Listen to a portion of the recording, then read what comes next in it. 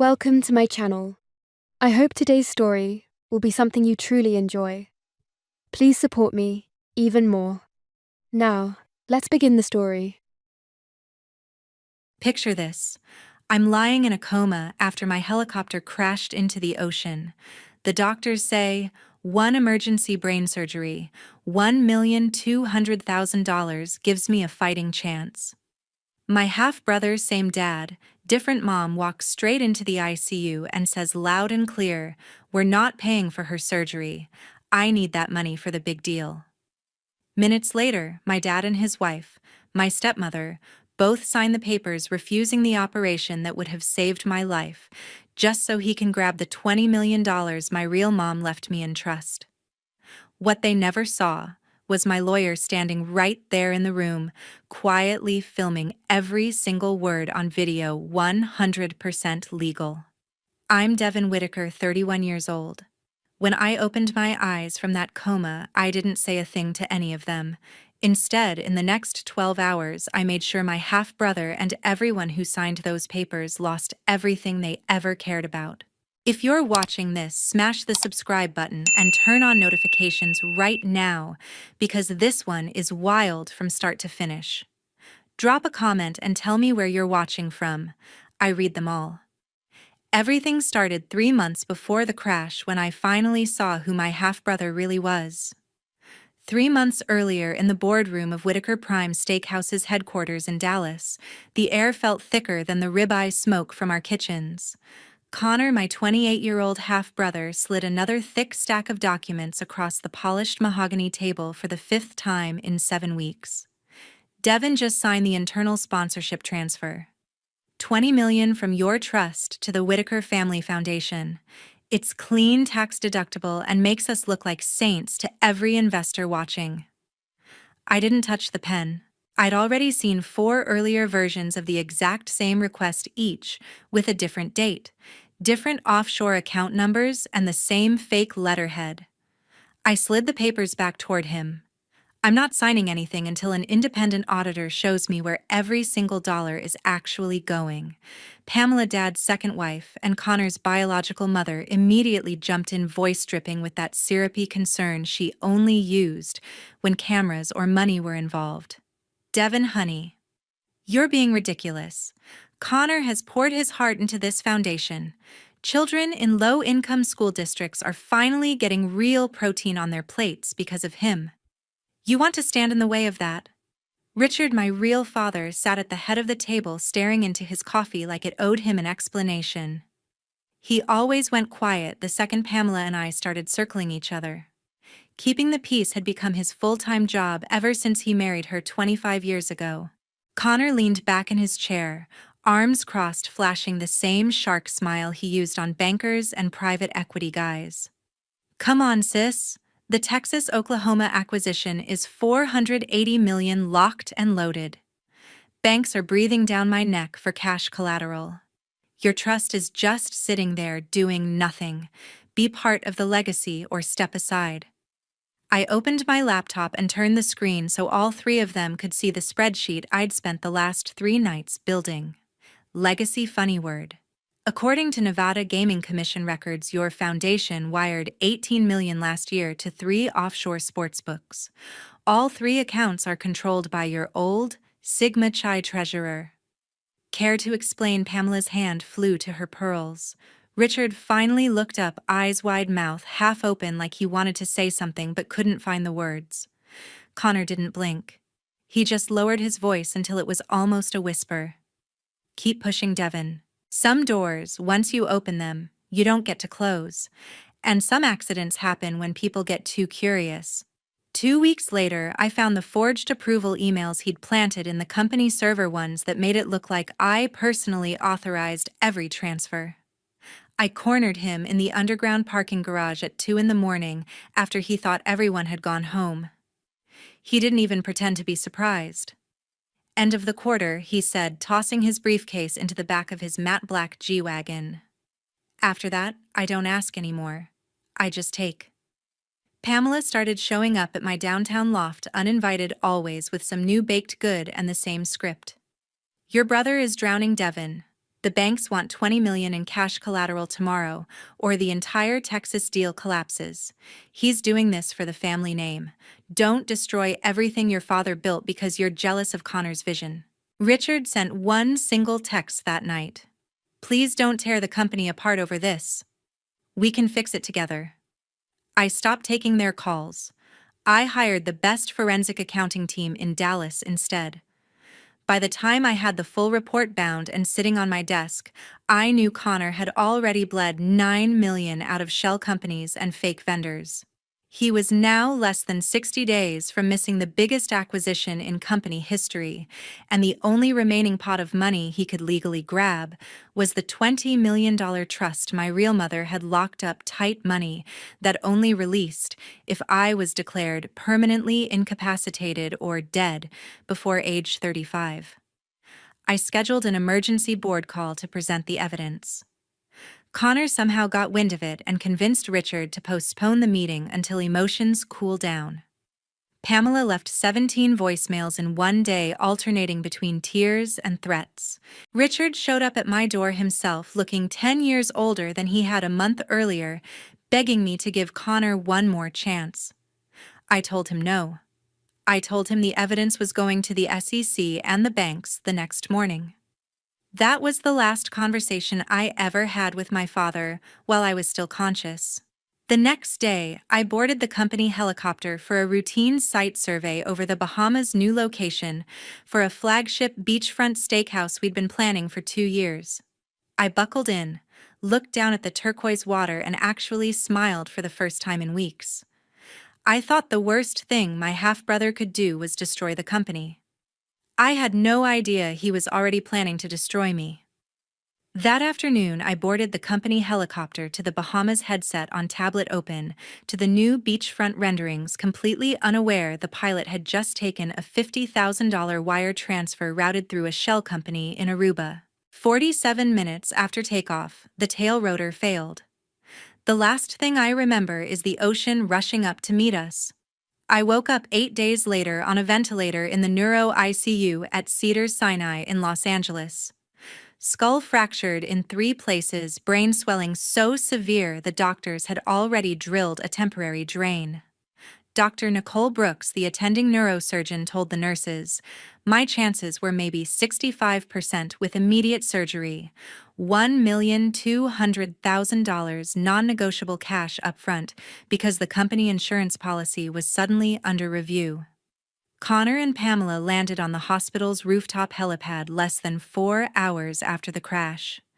Connor still wearing the same navy suit he'd had on when I left Dallas, Pamela, clutching a Hermes bag like it was armor. Richard arrived an hour later, face gray tie loosened, looking like he'd aged a decade on the flight. Ethan Walsh, my personal attorney for the last 9 years, was already waiting in the family consultation room when they walked in.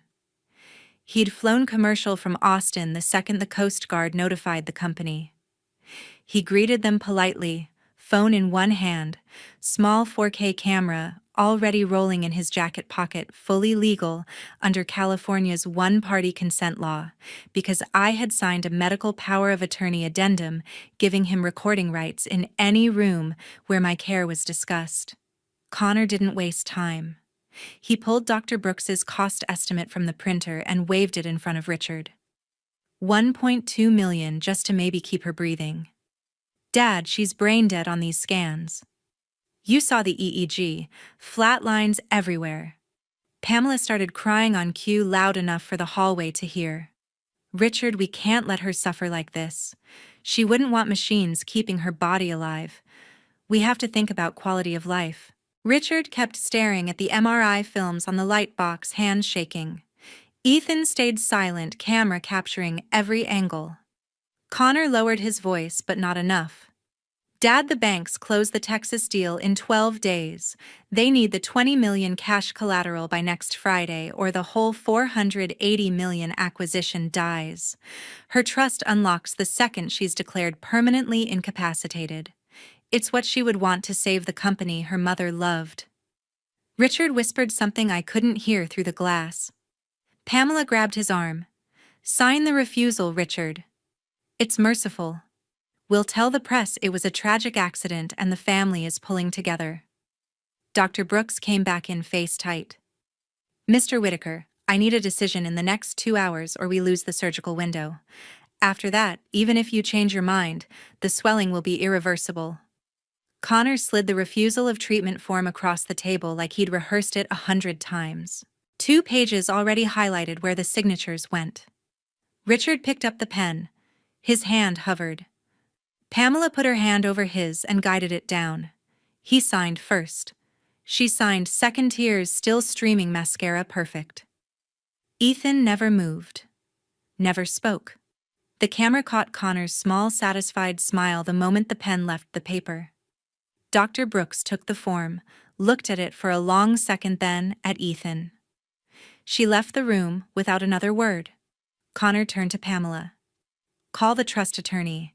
Tell him we need the incapacity declaration rushed through probate court this week. Pamela was already dialing. Richard just stood there staring at the floor.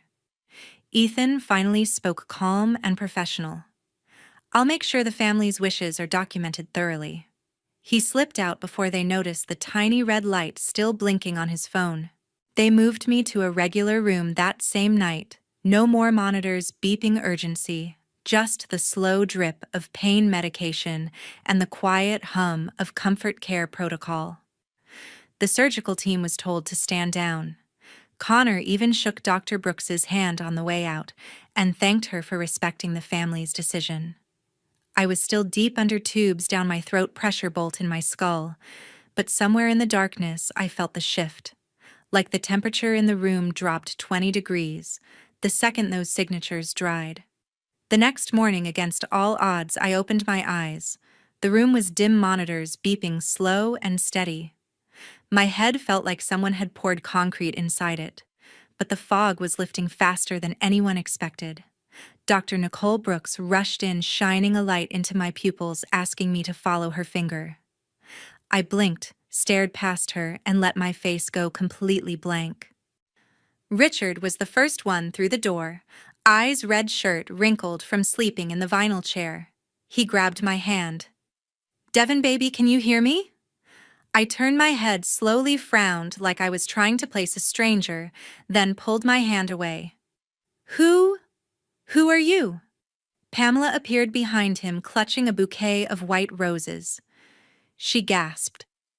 She doesn't recognize her own father. Connor stepped in last, arms folded, watching me like a chess player who just saw an unexpected move. I let my eyes drift over all 3 of them, confused, scared, exactly the way a severe traumatic brain injury patient would. I mumbled numbers, random dates, asked what year it was, then started crying because I couldn't remember my own name. Dr. Brooks ordered immediate cognitive testing. The results were devastating on paper: profound short-term memory deficits, partial facial blindness, severe executive function loss. Exactly what Connor needed. That same afternoon, Blake Morrison walked in, my ex-fiancé, the one I'd ended things with 6 months earlier, when I caught him texting Connor about getting her out of the way. He still had visitor privileges on the old list. He kissed my forehead, told me how worried he'd been, then turned to Connor in the hallway where he thought I couldn't hear. She's gone, man. You can see it in her eyes. Whatever fire she had, it's out. Do what you have to do. I'm not waiting around for a vegetable. Connor clapped him on the shoulder. Appreciate the honesty, bro. We'll take care of her, trust me. I kept my breathing, even eyes half closed, tears sliding perfectly on cue. When the nurse stepped out for 5 minutes, I tapped the side of my Apple Watch Ultra 3 times, long, short, long, the emergency code Ethan and I had set up years ago when Connor first started getting aggressive. 30 seconds later, the watch vibrated once, message received. Ethan appeared an hour later, pretending to be a hospital patient advocate. He stood at the foot of my bed, asked routine questions about comfort level, pain management. While Pamela fussed with the flowers, he leaned over the rail and slipped a tiny wireless earpiece into my ear, smaller than a hearing aid. He whispered so low only I could hear, I have 63 minutes of crystal clear 4K video. They signed the refusal. We're locked and loaded. Your move. I gave the tiniest nod, then immediately started rambling about a childhood dog that never existed. That night, Connor brought in a court-appointed guardian ad litem who just happened to be his fraternity brother's cousin. They ran more tests. I called the examiner Mommy once asked where my crayons were and tried to eat the laminated name badge.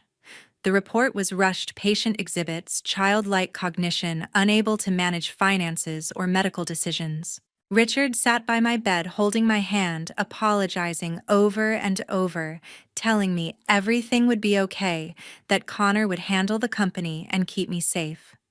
I squeezed his fingers once weakly, then asked if Santa was coming soon. Pamela posted a tearful Instagram story about our family's heartbreaking journey and got 2 million views in 6 hours. Blake sent flowers with a card that said, "Get well soon, stranger." I had the nurse read it to me out loud while I smiled vacantly. Every time they left the room, Ethan's voice came through the earpiece updates on probate filings, bank deadlines, press statements Connor was preparing. I answered by tapping Morse code on the watch when no one was looking. Keep the video sealed. Wait for the signing ceremony. Make it public. Make it hurt. 10 hours after I first opened my eyes, I had already turned myself into the perfect helpless victim, exactly what they wanted the world to see. And they bought every second of the performance. For the next 10 days, I played the perfect broken daughter, and they fell for it harder than I ever imagined. Connor wasted no time. Day 2 after I woke up, he brought in a private neuropsychiatrist from Beverly Hills who charged $25,000 for a 4-hour evaluation and owed Connor a favor from a Vegas weekend neither of them ever talked about. The doctor ran the same memory tests, asked me to draw a clock count backwards from 100 by 7s. I drew the clock with all the numbers on one side and counted down to 43 before I started crying and saying the numbers were swimming. His final report delivered the same afternoon. Patient exhibits irreversible frontotemporal damage consistent with permanent incapacity. Unable to manage property or person. Connor had the guardianship petition filed in Los Angeles Superior Court before Sunset Emergency Calendar ex parte hearing scheduled for Day 8. He paid the expedited filing fees in cash. Pamela turned into a full-time media martyr. Every morning she sat outside the hospital in designer athleisure, no makeup except perfectly smudged eyeliner, giving exclusive interviews to every network that would point a camera at her. She told Good Morning America I only recognized her on good days, and sometimes called her Nanny. She told People magazine the family was preparing to make heartbreaking decisions. The hashtag #FOSH Pray for Devon trended for 72 hours straight. Richard visited once every afternoon, always alone, always carrying the same wilted grocery store daisies because he forgot to throw the old ones away. He sat by the bed and talked about the first steakhouse he opened when I was 6, how proud my real mom would be if she could see the empire now. I stared at the ceiling and drooled a little for effect.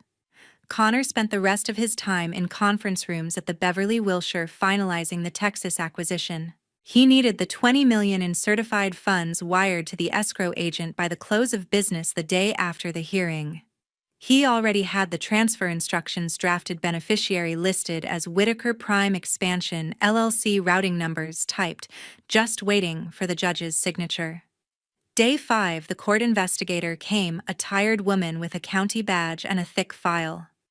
Connor greeted her like an old friend, walked her through the private doctor's report, showed her Pamela's viral interviews, played a 30-second clip of me asking a nurse if cartoons were real. The investigator spent 8 minutes in my room. I called her teacher and tried to feed her an invisible cookie.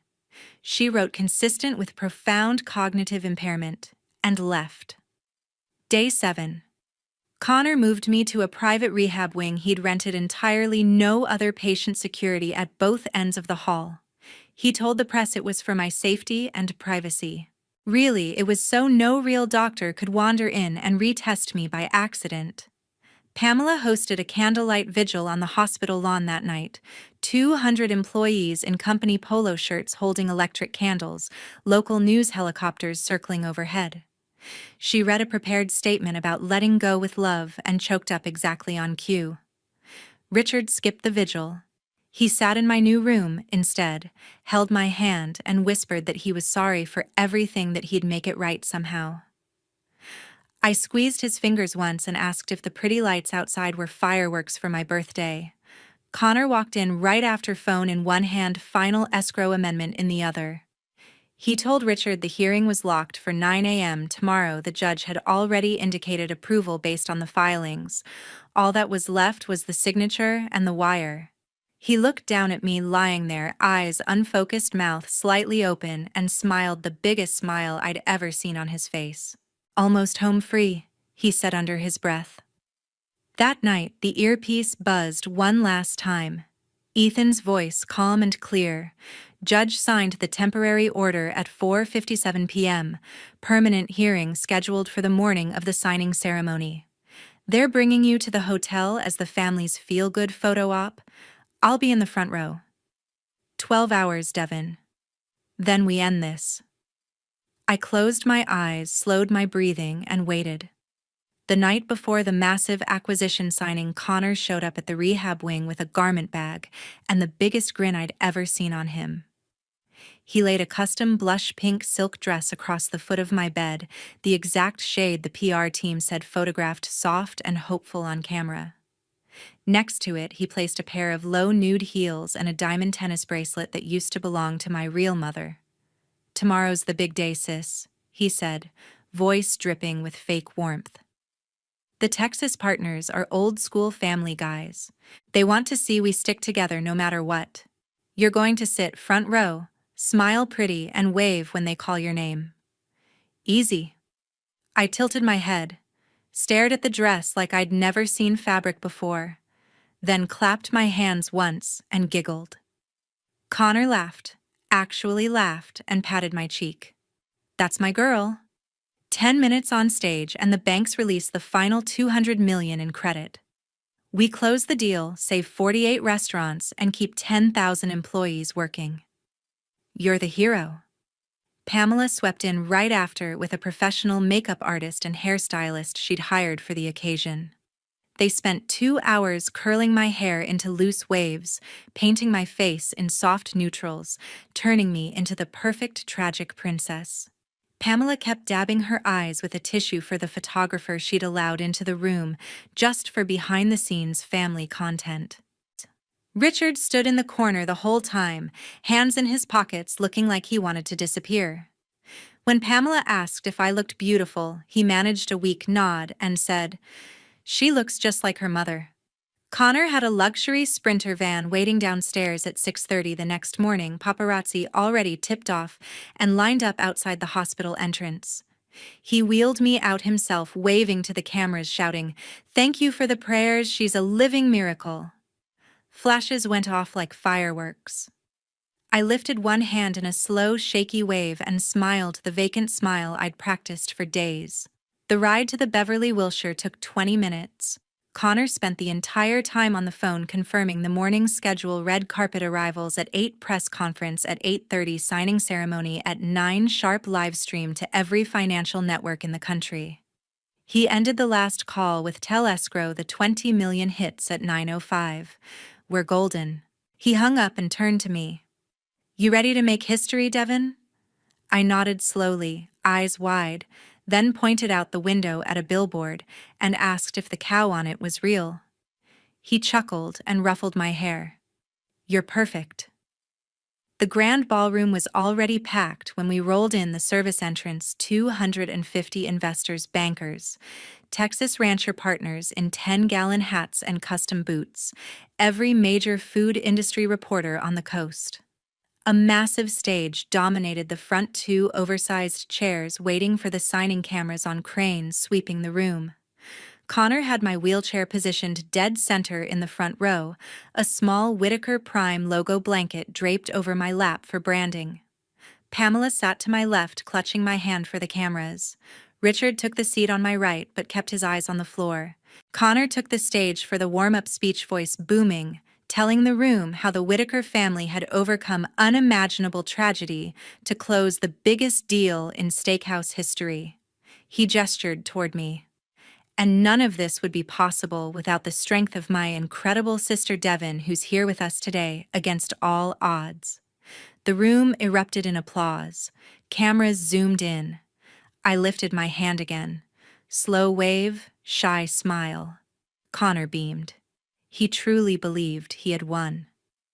The morning of the signing, the grand ballroom was packed with 250 investors, a dozen live television crews, and every financial reporter west of the Mississippi. Connor strode to the podium one final time, gold pen in hand, ready to sign the $480 million acquisition papers. The Texas partners sat on stage behind him, 10-gallon hats off, smiling like they'd already cashed the check. Connor raised the pen high. Before we make history, I want to thank my family for their unbreakable support, especially my sister Devin, who's here with us today, as living proof that Whitakers never quit.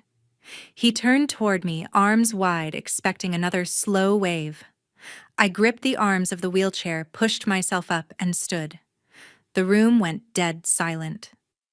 I took one step forward, then another, heels steady, eyes sharp. Connor's smile froze halfway. Pamela's hand flew to her mouth. Richard looked like he'd seen a ghost. I walked straight to the stage, climbed the 3 steps without help, and took the microphone from the stunned moderator. "Good morning, everyone," I said, voice clear. Strong, nothing like the childlike whisper they'd heard for 10 days. "My name is Devin Whitaker, and I'm not brain damaged. I never was." Gasps rippled through the crowd. I nodded to Ethan Walsh in the front row. He pressed play on the laptop wired to every screen in the room. The 63-minute 4K video began. Connor's voice filled the ballroom crystal clear. "We're not paying for her surgery. I need that money for the big deal. Her trust unlocks the second she's declared permanently incapacitated." Pamela on screen guiding Richard's hand. "Sign the refusal." "Richard. It's merciful." Richard's pen hitting the paper. The camera caught Connor's satisfied smirk the moment the signatures were done. The Texas lead partner stood up first. He looked at his team, shook his head once, and ripped the contract in half right there on stage. "We don't do business with people who try to murder their own blood for escrow money. Deal's off."